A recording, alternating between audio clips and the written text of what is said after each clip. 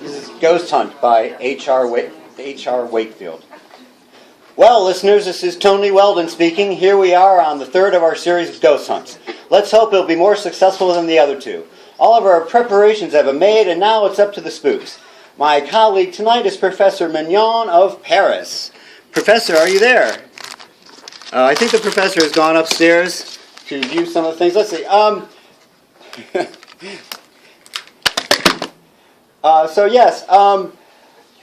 He is the most celebrated investigator of psychophenomenon in the world, and I'm very proud to be his collaborator. We are here in a medium-sized, 3-story Georgian house, not far from London. We have chosen this for this reason. It has a truly terrible history. Since it was built, there have been records of no less than 30 suicides in or from it, and there may well have been more. There have been 8 since 1893. Its builder and first occupant was a very prosperous city merchant and a very bad hat, it appears. Glutton, wine imbiber, and other undesirable things, including a very bad husband. His wife stood his cruelties, fidelities as long as she could, and then hanged herself in the powder closet belonging to the biggest bedroom in the second floor. So initiating a terrible sequence. I use the expression suicides in and from it because while some have shot themselves and some hanged themselves, no less than 9 have done a very strange thing. They have risen from their beds during the night and flung themselves to death in the river which runs past the bottom of the garden and some 100 yards away, just behind me. The last one was actually seen to do so at dawn on an autumn morning.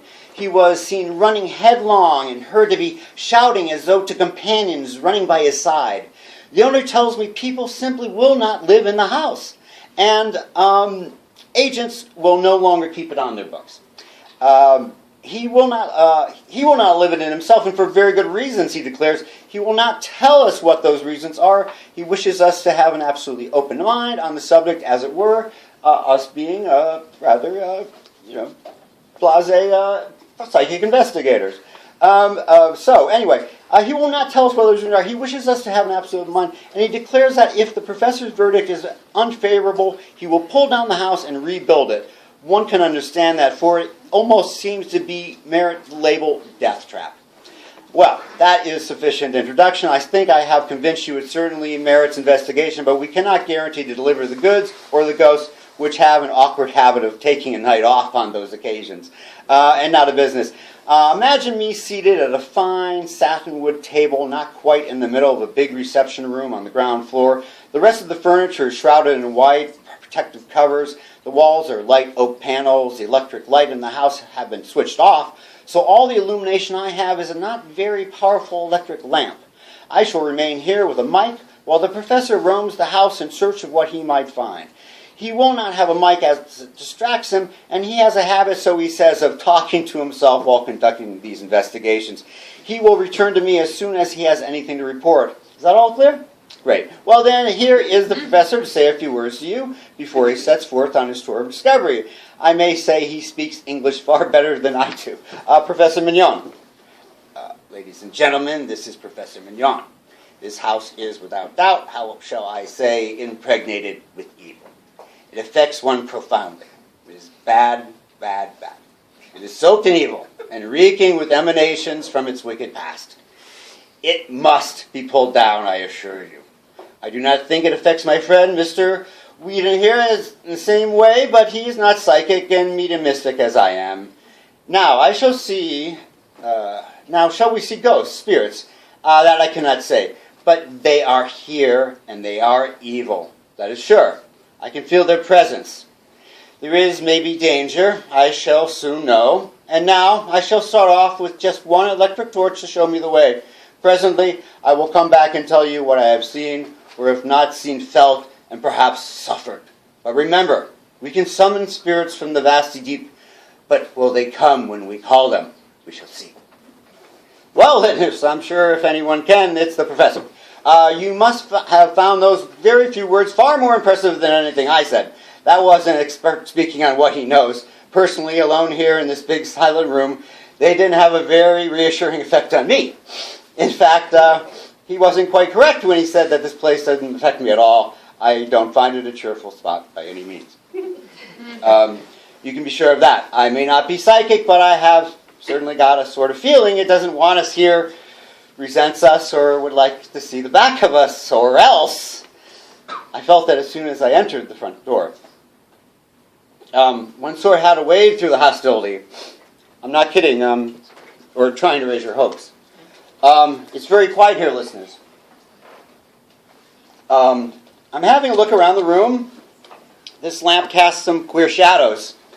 There's an odd one near the wall by the door, but I realize now that it must be a reflection from a big Adams bookcase. I know that's what it is because I peeped under the dust cover when I first came in. It's a very fine piece. It's queer to think of you all listening to me. I shouldn't really mind if I had some of you for company. The owner of the house told us we could probably hear rats and mice in the wainscoting. Well, I can certainly hear those now. Pretty hefty rats from the sound of them. Even you can almost hear them, I should think. Well, what else is there to tell you about? Nothing very much, except that there is a bat in the room. I think it must be a bat, not a bird. I haven't actually seen it, only its shadows as it flew past the wall just now, and when it fanned just past my face. I don't know how much about bats, but I thought they went to bed in the winter. This one must suffer from insomnia. Folks. There it is again. It actually touched me as it passed, and now I can hear the professor moving about in the room above. I don't suppose you can. Have a try. Now listen carefully. Hello, did you hear that?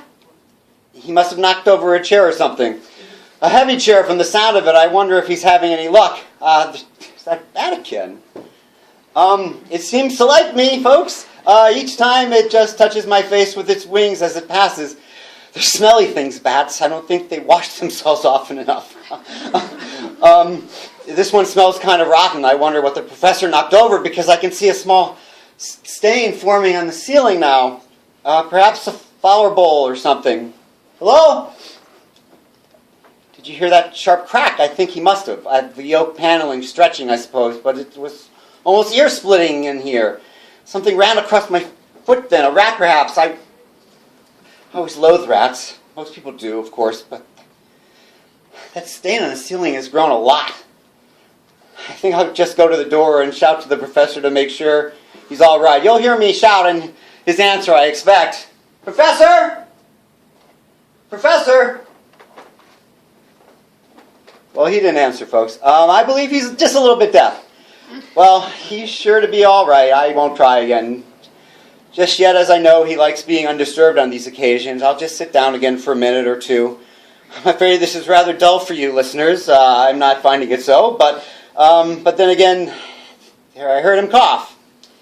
Did you hear him cough, listeners? Sort of very throaty double cough. It seemed to come from, I wonder if he's crept down and is having a little fun with me, because I tell you, listeners, this place is beginning to get on my nerves just a wee little bit. Just a bit. I wouldn't live in it for a pension. A very large pension. Get away, you brute. Sorry. Listen. That bat stinks. Now listen carefully. Can you hear those rats? Having a game of rugger from the sound of them. I wonder if you can hear them. I really should be quite glad to get out of here. I can quite imagine people doing themselves in this house, saying to themselves, after all, it isn't much of a life when you think of it. Figure it out, is it? Just work and worry and getting old and seeing your friends die. That's it. It's all in the river. Let's just end it all in the river. I mean, I'm not being very cheerful, am I? It's this damp house. I mean, darned. Sorry. FCC. Those other two places we investigated and worry me a bit, but this, I wonder what the professor is doing besides coughing. I can't quite make that cough out because, wait, that bat'll be the death of me, the death of me, the death of me. I'm glad I have you to talk to, listeners, but I wish you could answer back. I'm beginning to dislike the sound of my own voice. After a time, if you've been talking in a room alone, you get fanciful. Have you ever noticed that? You sort of think you can hear someone talking back. There! No, of course, you couldn't have heard that because it wasn't there, of course, just in my head, just subjective. That's the word, very odd. That was me laughing, of course. I was saying, of course, a lot. Of course I am. Well, listeners, I'm afraid this is awfully dull for you. Not for me, though. Not for me. No ghosts so far, unless the professor is having better luck. There, you must have heard that. What a crack that paneling makes. Well, you must have heard that, listeners. Better than nothing, right? Professor! Professor! What an echo.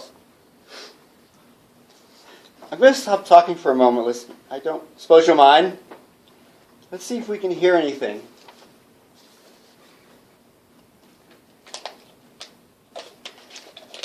Did you hear that? I'm not actually sure what it was. Not sure. I wonder if you heard it. Not exactly, but the house shook a little and the windows rattled. I don't think we'll do that again. I'll go on talking. I wonder how long one could endure the atmosphere of this place. It certainly is inclined to get one down. Gosh, that stain has grown, and the one on the ceiling, it's actually starting to drip. I mean, form like bubbles, apparently. I wonder if the professor's okay. I mean, he might have shut himself in a powder closet or something, and the powder closets in this house aren't particularly well. You never do know, do you? Now, I should have said the shadow that moved. No, I suppose put the lamp down in a slightly different position. Shadows do make odd patterns. You must have noticed that. This one might be a body lying on its face with its arms stretched out. Cheerful, aren't I? An aunt of mine gassed herself, as a matter of fact. Well, I don't know why I told you that. Not quite in the script. Professor! Professor! Where's that darned old fuzzy whiskers? I will certainly advise the owner to have this place pulled down emphatically. Then where will you go? I must go upstairs a minute or two and we'll see what happened to the professor. Well, to be telling you about Auntie. Do you know, listeners, I really do believe I'm going completely crackers if I stayed here much longer. More or less anyway, and quite soon. Absolutely stark staring. It wears you down. That's exactly it. It wears you down. I can quite understand. Well, I don't say all that again. I'm afraid this is all awfully dull for you listeners. I should switch off if I were you. I should. What's on the other program? I mean, switch off. There, what did I tell you? That stains started to drip. Drops, drips, drops, drips, drops. I'll go catch one in my hand. Good God! Professor! Professor! Now then, up them stairs. Which room should it be? Left or right? Left or right? Left has it. In we go. Well, gentlemen, good evening. What have you done with the professor?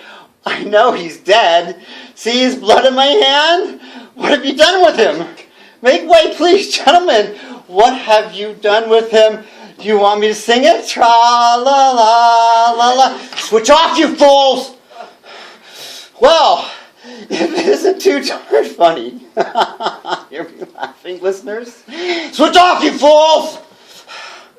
That can't be him lying there. He had a red beard. Don't crowd me, gentlemen. Don't crowd me. I tell you. What do you want me to do? You want me to go to the river, don't you? Uh-huh. Now? Well, come with me. Come on, then. To the river. To the river.